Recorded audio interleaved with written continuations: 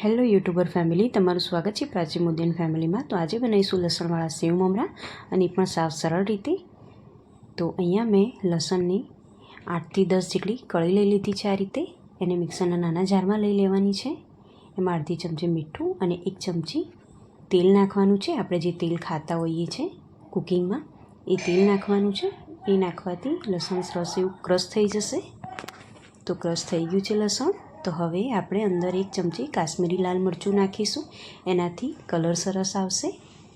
આ મરચું નાખીને ફરી એકવાર આપણે ક્રશ કરી દઈશું। તો જો આ રીતે ક્રશ કરી દેવાનું છે। તો હવે એક નાની વાડકીમાં આને કાઢી લઈશું। તો મેં અહીંયા કાઢી લીધું છે નાની વાડકીમાં આને। તો અહીંયા મેં મમરા લઈ લીધા છે, લગભગ 3 નાની વાડકી જેટલા મેં મમરા લીધા છે અહીંયા। તો મમરાને પહેલાં આપણે તેલ કે ઘી નાખ્યા વગર આપણે આ રીતે એને શેકી લેવાના છે મીડિયમ ગેસ ઉપર।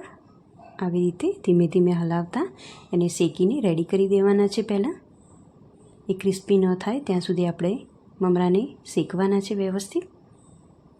તો આ રીતના જો ક્રિસ્પી થઈ જાય પછી જ આપણે ગેસ બંધ કરવાનું છે।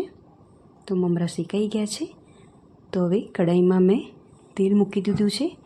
2 ચમચા જેટલું તેલ લઈ લીધું છે। આમાં તેલનું પ્રમાણ થોડું વ્યવસ્થિત જ રાખવાનું।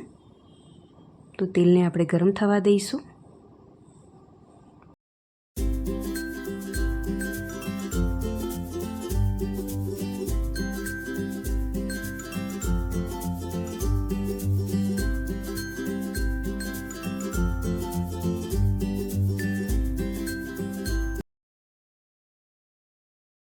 તો તેલ ગરમ થઈ જાય એટલે આપણે એમાં હિંગ નાખીશું અને લસણની બનાવેલી ચટણી જે બનાવીને મૂકી હતી અંદર એડ કરવાની છે।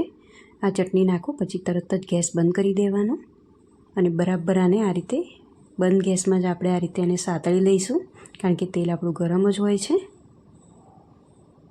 તમે જો ચાલુ ગેસમાં કરશો તો મરચાંનો કલર થોડો શ્યામ પડી જશે। આ રીતે લસણની ચટણી વ્યવસ્થિત આપણે હલાવી દઈએ પછી જે શેકીને મૂકેલા હતા મમરા એ અંદર આપણે એડ કરી દઈશું। હવે આપણે આ ચટણી સાથે મમરાને વ્યવસ્થિત હલાવી દઈશું। આ રીતે મિક્સ કરી દઈશું વ્યવસ્થિત। આપણે ગેસ બિલકુલ ચાલુ નથી રાખવાનો।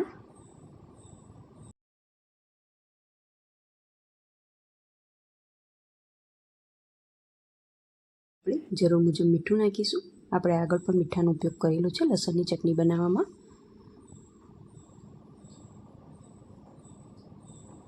અને અડધી નાની ચમચી આપણે હળદર નાખીશું અને લાલ મરચું નાખીશું થોડું, અને વ્યવસ્થિત આ રીતે હલાવી દઈશું।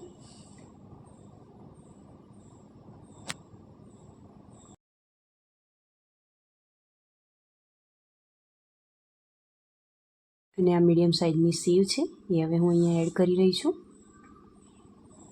મમરામાં બધો જ વ્યવસ્થિત મસાલો થઈ જાય પછી જ આપણે લાસ્ટમાં સેવ એડ કરીશું। સેવ નાખીને આપણે હલાવી દઈશું। જો તમને સેવ વધારે પસંદ હોય મમરામાં તો વધારે એડ કરવાની। મેં અહીંયા 3 વાડકી મમરાની સામે 1 વાડકી ભરીને સેવનો ઉપયોગ કરેલો છે અહીંયા।